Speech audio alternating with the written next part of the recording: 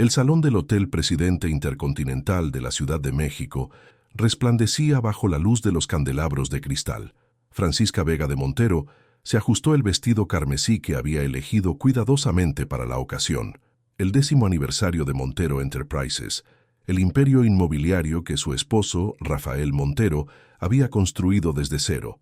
A sus 35 años, Francisca era la viva imagen de la elegancia. Su cabello negro caía en ondas perfectas sobre sus hombros, y los pendientes de diamantes, regalo de Rafael en su 5º aniversario de bodas, brillaban como recordatorios de una época en que el amor parecía genuino. «Te ves hermosa esta noche», susurró Claudia, su única amiga verdadera entre la élite empresarial mexicana. «¿Todo bien con Rafael?»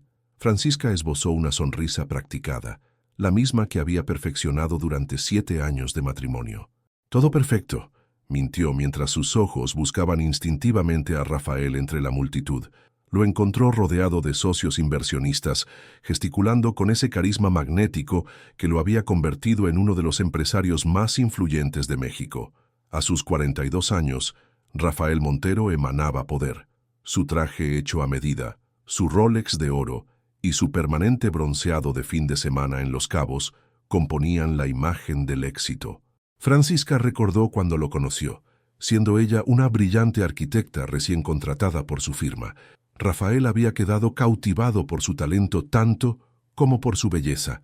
El cortejo fue intenso, el matrimonio rápido, y luego, paulatinamente, las cosas cambiaron. «Señoras y señores», la voz del presentador interrumpió sus pensamientos. «Es momento de escuchar unas palabras de nuestro anfitrión, el visionario detrás de Montero Enterprises, el señor Rafael Montero». Los aplausos llenaron el salón, mientras Rafael se dirigía al podio. Su discurso fue impecable, como siempre. Habló de perseverancia, de visión empresarial, de transformar el paisaje urbano de México. Mencionó a cada socio importante por nombre. No mencionó a Francisca. Cuando terminó entre aplausos, Rafael hizo un gesto.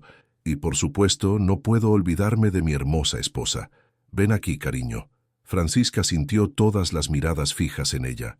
Con pasos medidos, se acercó al podio, manteniendo la dignidad que Rafael parecía decidido a arrebatarle cada día. «Mi musa», dijo Rafael al público, colocando un brazo alrededor de su cintura, «la mujer que hace que todo valga la pena». Los flashes de las cámaras capturaron lo que parecía una imagen perfecta. Nadie notó cómo los dedos de Rafael se clavaban dolorosamente en la piel de Francisca. Fue entonces cuando sucedió. Mientras sonreían para las fotos, Rafael se inclinó y susurró: «Vi los mensajes en tu teléfono. ¿Crees que soy estúpido?» Francisca se congeló. Los mensajes eran de su abogado. Había estado consultando discretamente sobre sus opciones legales después de descubrir documentos comprometedores en el estudio de Rafael. Antes de que pudiera responder, sintió un tirón brutal en su nuca.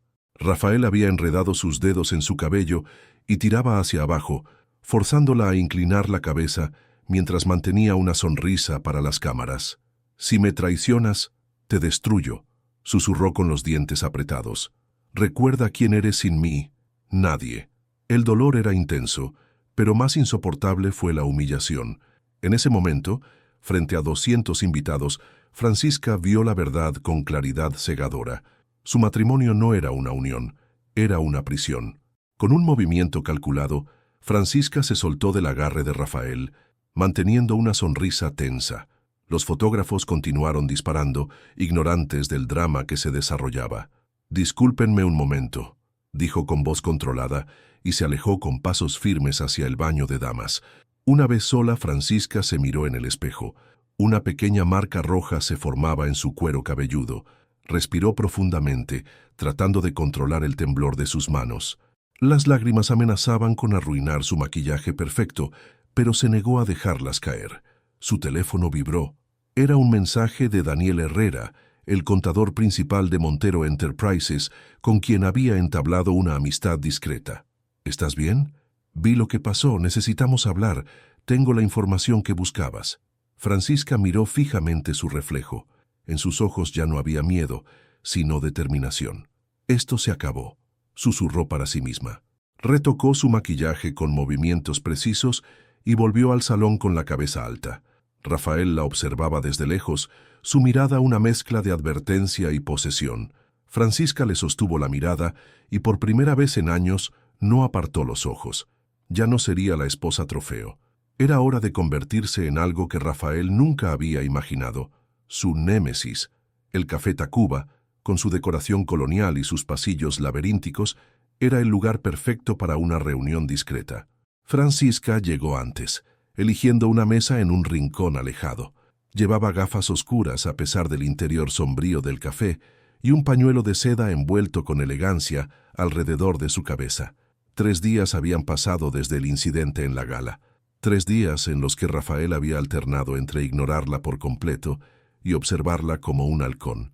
Francisca había mantenido la calma, interpretando el papel de esposa sumisa mientras organizaba mentalmente su siguiente movimiento. Daniel Herrera llegó puntual, como siempre. A sus 38 años, el contador principal de Montero Enterprises era un hombre discreto con una inteligencia aguda que Rafael subestimaba constantemente. «Francisca», saludó sentándose frente a ella. «¿Cómo estás?» «Sobreviviendo», respondió ella quitándose las gafas. «¿Trajiste lo que te pedí?» Daniel asintió, deslizando disimuladamente una memoria USB sobre la mesa. «Todo está ahí. Registros de transacciones a cuentas offshore, sobornos a funcionarios para aprobar proyectos en zonas protegidas, documentos alterados de impacto ambiental». Hizo una pausa. «Y algo más que no esperaba encontrar. Evidencia de lavado de dinero para el cartel de Sinaloa».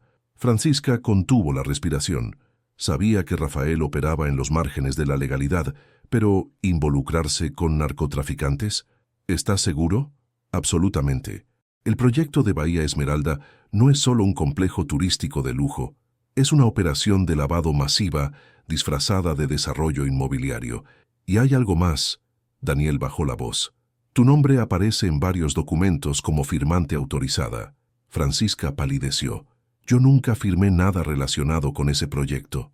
Lo sé, tu firma fue falsificada. Si algo sale mal, tú serías el chivo expiatorio perfecto. La rabia se encendió dentro de Francisca como una llama controlada. No solo estaba atrapada en un matrimonio abusivo, ahora descubría que era una potencial prisionera en un esquema criminal que nunca había consentido. Necesito más pruebas, dijo con determinación. Documentos que demuestren que mi firma fue falsificada. Daniel asintió. Estoy trabajando en eso, pero hay algo más que deberías saber. No creo que Rafael esté solo en esto. ¿A qué te refieres? El proyecto Bahía Esmeralda es demasiado grande para que lo maneje solo. Tiene socios poderosos. Y no me refiero solo al cartel. Creo que alguien dentro del gobierno está involucrado. Francisca recordó las frecuentes visitas del secretario de Desarrollo Urbano, Javier Lozano, a su casa, las largas reuniones a puerta cerrada con Rafael, las sonrisas cómplices. ¿Javier Lozano? Daniel la miró con sorpresa. ¿Cómo lo supiste? Intuición, respondió ella, y años observando a Rafael hacer negocios. Un mesero se acercó a tomar su orden. Ambos pidieron café y esperaron en silencio hasta que el hombre se alejó. ¿Qué planeas hacer con esta información?, preguntó Daniel finalmente. Francisca meditó su respuesta. Podría ir directamente a las autoridades, pero ¿a quiénes? Si había funcionarios gubernamentales involucrados, ¿en quién podía confiar? Además, con su firma en los documentos, ella misma estaba en riesgo. Necesito tiempo, dijo finalmente, y necesito más pruebas. Pruebas que me exoneren completamente y que impliquen directamente a Rafael y sus cómplices. Eso es peligroso, Francisca. Estamos hablando del cartel de Sinaloa. No son personas con las que se pueda jugar. No estoy jugando. La voz de Francisca adquirió un filo que sorprendió a Daniel. Estoy luchando por mi libertad y por justicia. Daniel la observó con una mezcla de admiración y preocupación. Te ayudaré, pero necesitamos ser extremadamente cuidadosos. Francisca asintió y sacó de su bolso una tarjeta SIM. Usa esto para comunicarte conmigo. Es una línea segura, no está vinculada a mi nombre. ¿Dónde conseguiste esto? Tengo mis recursos, respondió enigmáticamente. 7 años casada con Rafael me han enseñado a ser precavida. Mientras terminaban su café, Francisca compartió los detalles de su plan inicial. Necesitaba acceso a la caja fuerte de Rafael en su estudio, donde guardaba documentos que ni siquiera su asistente personal conocía. La combinación cambia cada mes, explicó. La próxima semana es nuestro aniversario de bodas. Rafael siempre utiliza fechas significativas como contraseñas. Apostaría que usará esa. ¿Y si te equivocas? Francisca sonrió con amargura. Entonces tendré que ser más creativa. Al salir del café, Francisca sintió una mezcla de miedo y determinación. Estaba a punto de enfrentarse no solo a su abusivo esposo, sino a una red de corrupción mucho más amplia y peligrosa de lo que había imaginado. Ten cuidado, advirtió Daniel antes de despedirse. Rafael puede ser más peligroso de lo que crees. Lo sé, respondió ella, pero ya no le tengo miedo. Era una mentira, por supuesto. El miedo seguía ahí, agazapado en su interior, pero ahora había algo más fuerte creciendo junto a él, una resolución inquebrantable. Mientras su chofer la llevaba de regreso a la mansión en Las Lomas, Francisca miraba por la ventana el paisaje de la Ciudad de México. Pronto recuperaría su libertad, y Rafael Montero descubriría que la mujer a la que había subestimado durante años sería la arquitecta de su caída. La mansión Montero se alzaba imponente en uno de los rincones más exclusivos de las lomas de Chapultepec. Francisca observaba la lluvia golpear contra los ventanales de la sala principal, un vaso de mezcal en la mano.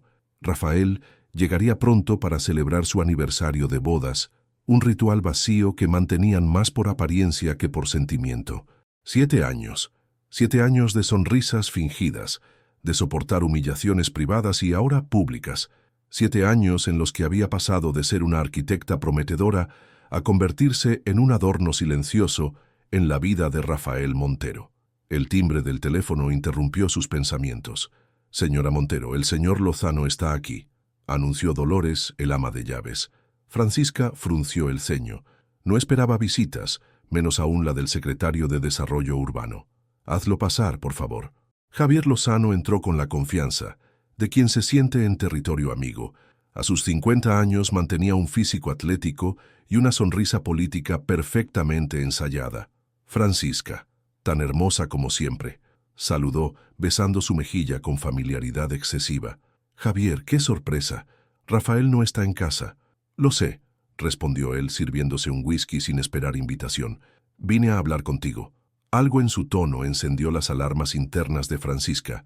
«¿Sobre qué?» Lozano dio un sorbo a su bebida estudiándola por encima del vaso. «Sobre lealtad, sobre consecuencias, sobre las reuniones que has estado teniendo con Daniel Herrera». El corazón de Francisca se aceleró, pero su rostro permaneció impasible. Años de vivir con Rafael le habían enseñado a ocultar sus emociones. «Daniel es el contador de la empresa. Es normal que nos reunamos. ¿En cafés alejados, con memorias USB cambiando de manos bajo la mesa?» Lozano sonrió sin humor. «Vamos, Francisca, ambos sabemos que eres más inteligente que esto». Francisca mantuvo la calma, aunque su mente trabajaba a toda velocidad. ¿Los habían seguido? ¿Quién más sabía de sus encuentros con Daniel? «No sé de qué estás hablando, Javier». Lozano dejó su vaso y se acercó a ella, demasiado cerca. «Bahía Esmeralda es más grande que todos nosotros, Francisca. Es un proyecto que beneficia a muchas personas importantes, personas que no tolerarían interferencias». Era una amenaza apenas velada. Francisca dio un paso atrás, creando distancia. «Si tienes algo que decirme, sé directo». «Bien». Lozano abandonó toda pretensión de cordialidad. «Daniel Herrera ha sido despedido esta mañana. Se encontraron irregularidades en su trabajo. Graves irregularidades». El pánico amenazó con apoderarse de Francisca, pero se mantuvo firme. «¿Qué tipo de irregularidades?» «El tipo que podría llevarlo a prisión por mucho tiempo». Lozano hizo una pausa. «A menos que tenga un buen abogado. Y los buenos abogados son caros, especialmente para alguien que acaba de perder su empleo y ha sido denunciado por fraude». Francisca entendió el mensaje con claridad. Estaban neutralizando a Daniel, silenciándolo con falsas acusaciones. «¿Y qué tiene que ver esto conmigo?» «Rafael está preocupado por ti, Francisca. Te ve distraída últimamente. Teme que estés bajo demasiada presión». Lozano sonrió con falsa preocupación. «Sugirió que quizás un descanso te vendría bien. Tal vez un viaje al extranjero, a esa clínica en Suiza, que es tan discreta con sus pacientes con problemas nerviosos». La amenaza era clara ahora. Si continuaba investigando, la declararían mentalmente inestable y la internarían contra su voluntad. «Aprecio la preocupación», respondió con voz controlada. «Pero me encuentro perfectamente bien. Me alegra oírlo». Lozano terminó su whisky. «Porque sería una lástima que una mujer tan brillante como tú se viera envuelta en asuntos tan desagradables, especialmente cuando tu nombre aparece en tantos documentos importantes». Antes de que Francisca pudiera responder, la puerta principal se abrió. Rafael entró sacudiéndose la lluvia del abrigo. «¡Javier!», exclamó con sorpresa que Francisca reconoció como fingida. «No sabía que vendrías. Pasaba por aquí y decidí saludar», respondió Lozano, intercambiando una mirada cómplice con Rafael. «Pero ya me iba. Los dejo celebrar su aniversario». Después de que Lozano se marchara, un silencio tenso se instaló entre el matrimonio. «¿De qué hablaban?», preguntó Rafael finalmente. «De nada importante», respondió Francisca. «Solo charla social». Rafael la estudió detenidamente, como evaluando la veracidad de sus palabras.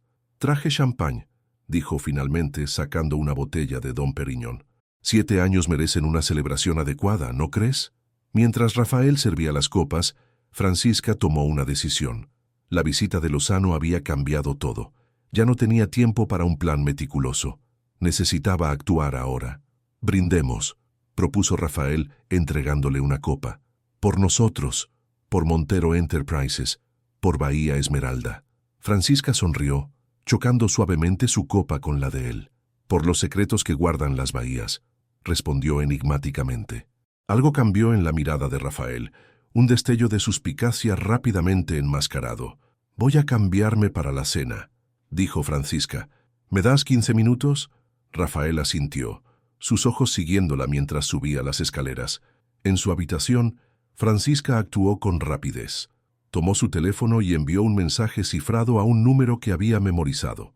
Luego sacó de su caja de joyas una pequeña llave que había duplicado en secreto meses atrás. Con movimientos silenciosos, se dirigió al estudio de Rafael.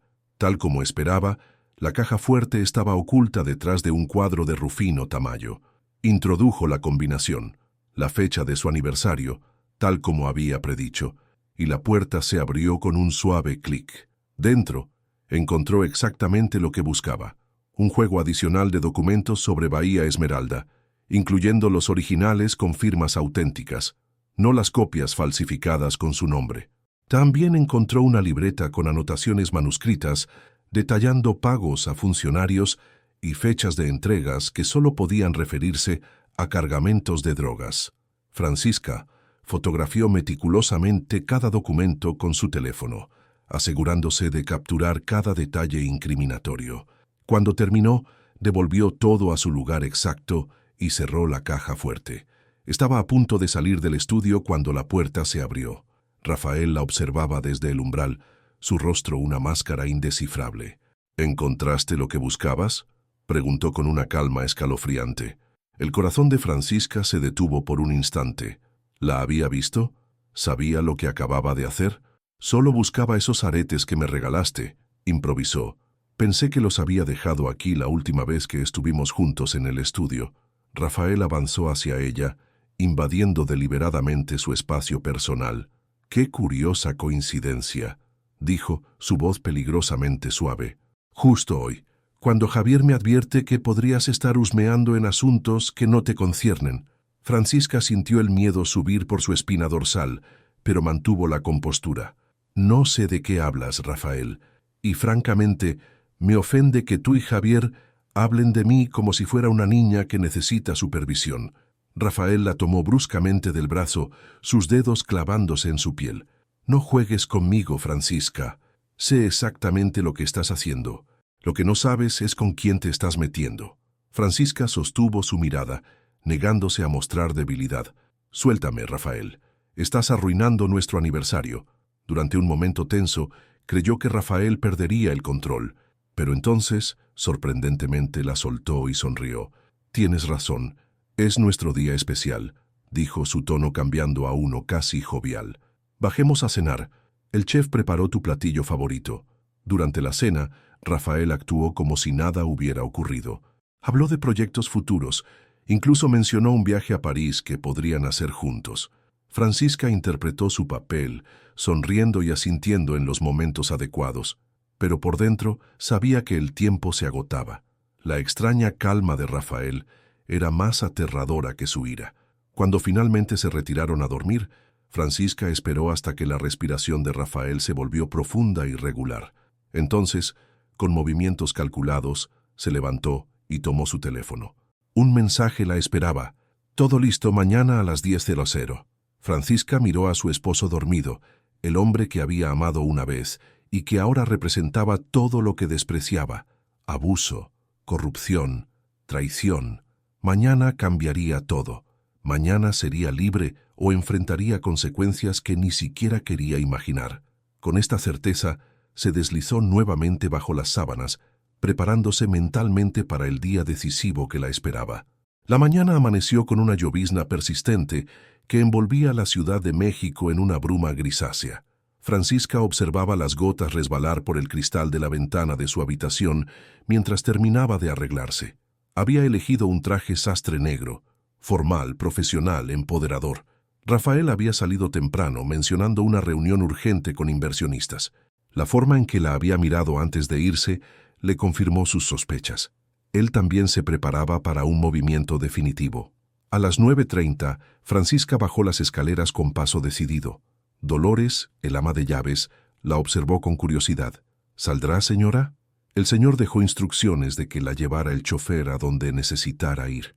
Gracias, Dolores, pero hoy prefiero conducir yo misma. La mujer asintió, aunque su expresión delataba preocupación. En 7 años, Francisca nunca había rechazado el servicio del chofer. El señor llamó hace unos minutos, añadió Dolores dubitativamente. Dijo que vendría a recogerla para almorzar, que es importante. Francisca sonrió tranquilamente. Lo sé, estaré de vuelta a tiempo. Al salir de la mansión, Francisca sintió el peso de la vigilancia. ¿La seguirían? Probablemente. Rafael no dejaría nada al azar, no después de las sospechas que tenía. Condujo su BMW con precaución por las calles de las Lomas, tomando varias desviaciones innecesarias. Finalmente, cuando estuvo segura de que nadie la seguía, se dirigió hacia su verdadero destino, las oficinas de la Fiscalía especializada en combate a la corrupción. A las 10:00 en punto, Francisca entraba al edificio gubernamental. En el vestíbulo la esperaba Alejandra Ríos, una fiscal de mediana edad con reputación de incorruptible. «Señora Montero», saludó la fiscal con un apretón de manos firme. «Agradezco su puntualidad.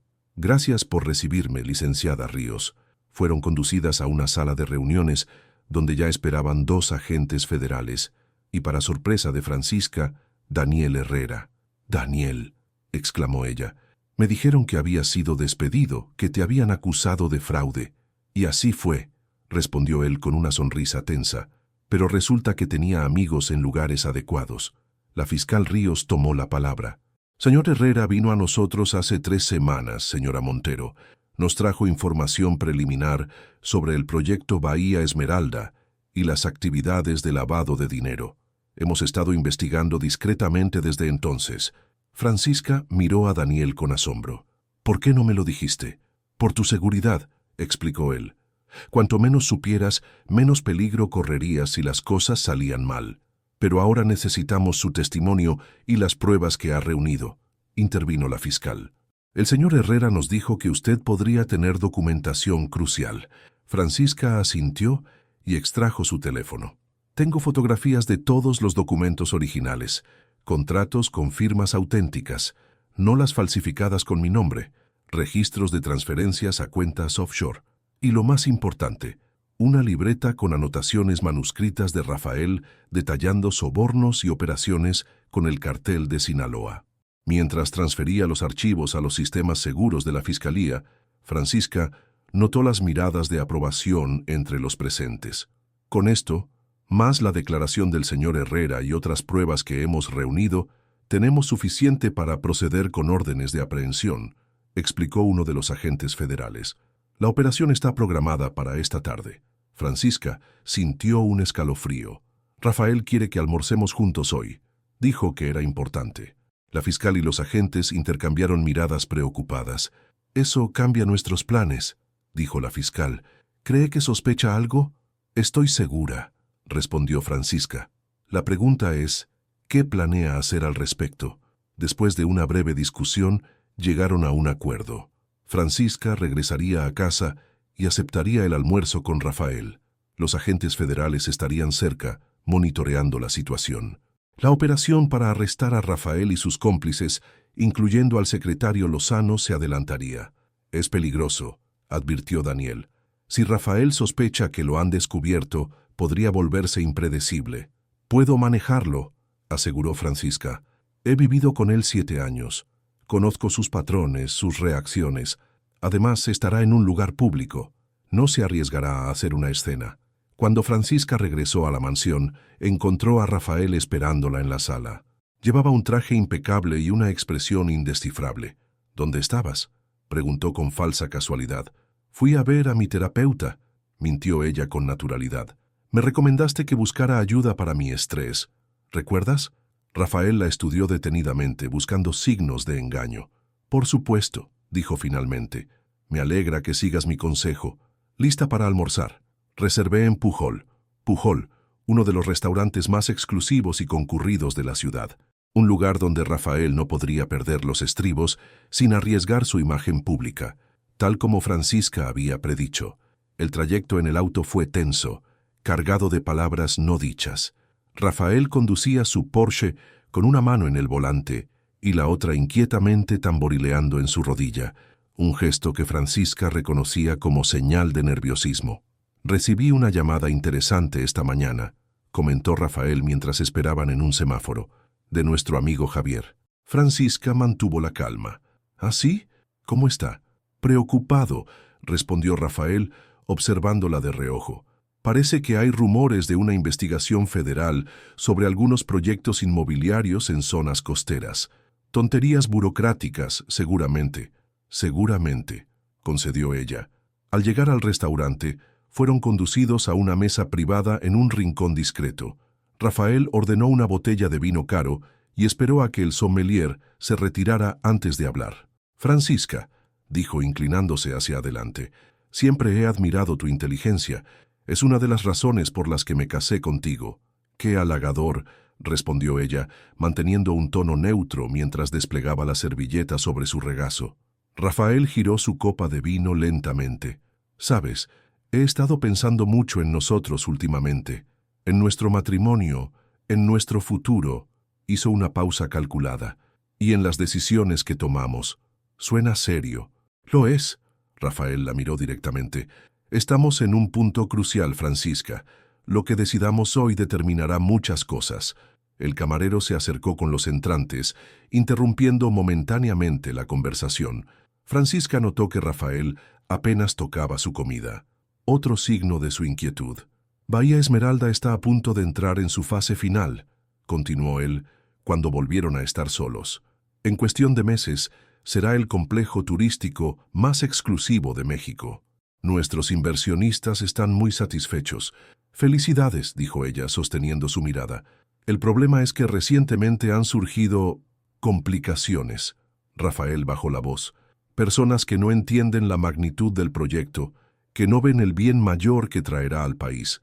Personas que podrían entorpecer todo por pequeñeces legales o ambientales.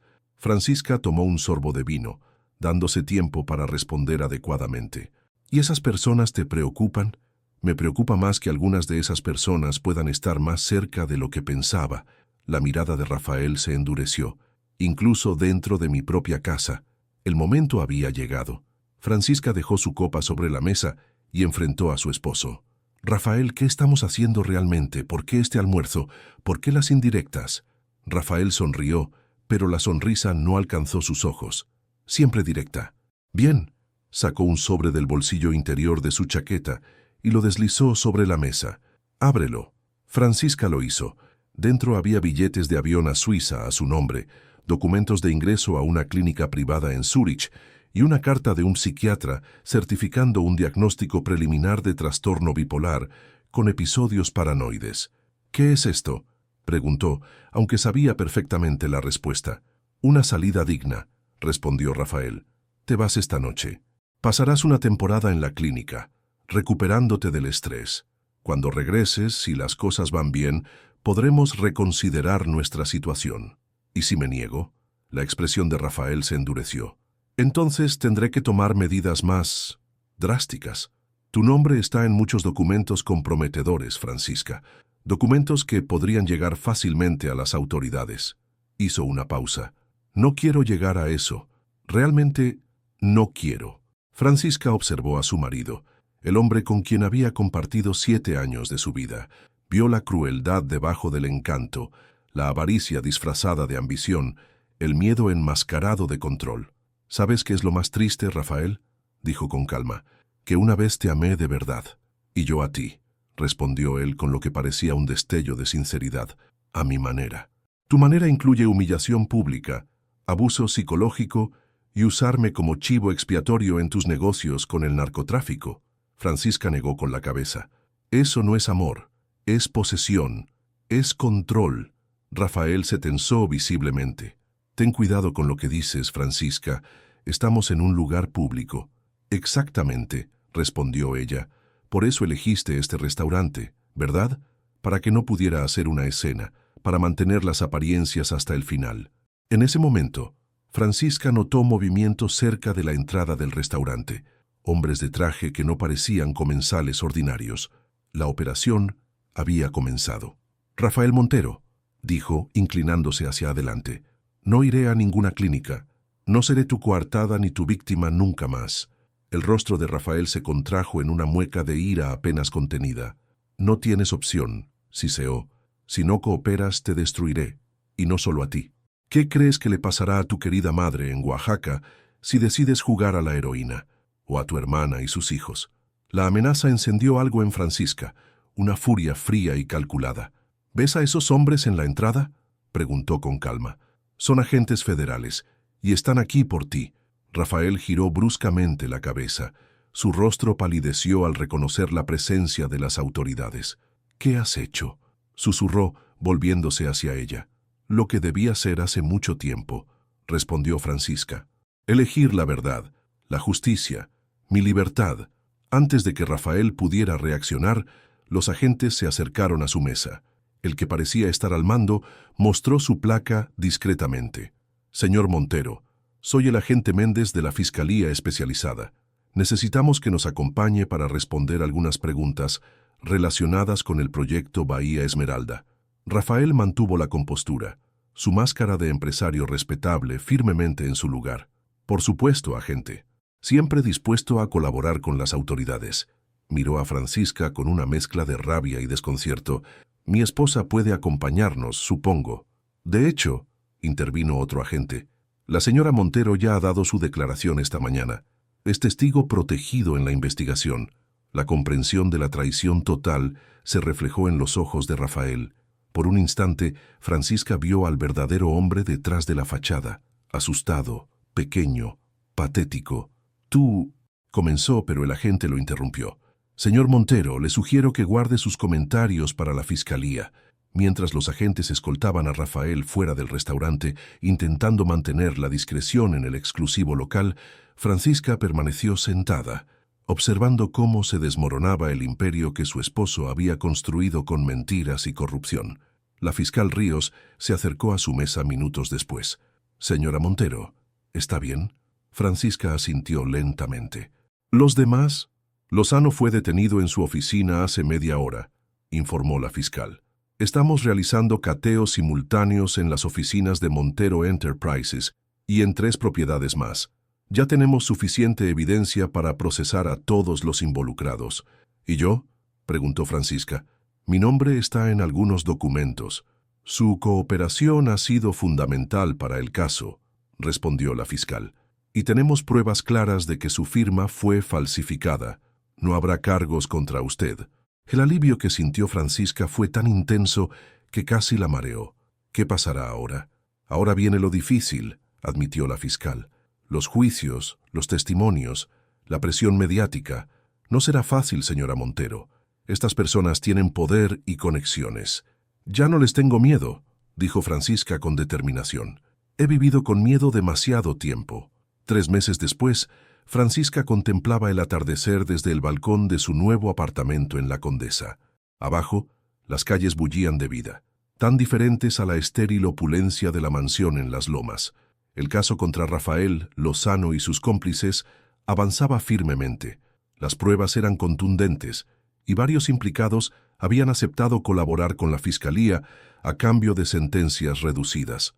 El Imperio Montero se desmoronaba día a día mientras salían a la luz más detalles sobre la corrupción y los vínculos con el narcotráfico. El teléfono de Francisca vibró con un mensaje de Daniel. ¿Lista para mañana?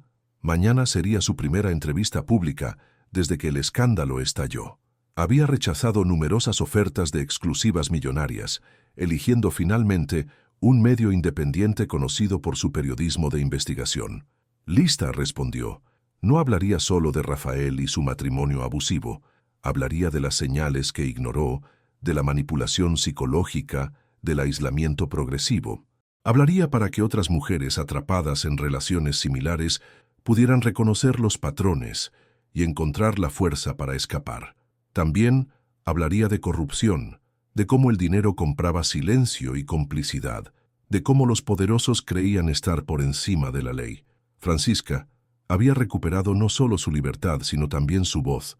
La arquitecta brillante que Rafael había intentado silenciar, ahora diseñaba su propio destino. El sol se hundió en el horizonte, tiñendo el cielo de Ciudad de México con tonos anaranjados y púrpuras. Francisca respiró profundamente el aire de la noche, saboreando la dulce sensación de la independencia. La jaula dorada se había abierto y ella había aprendido a volar nuevamente.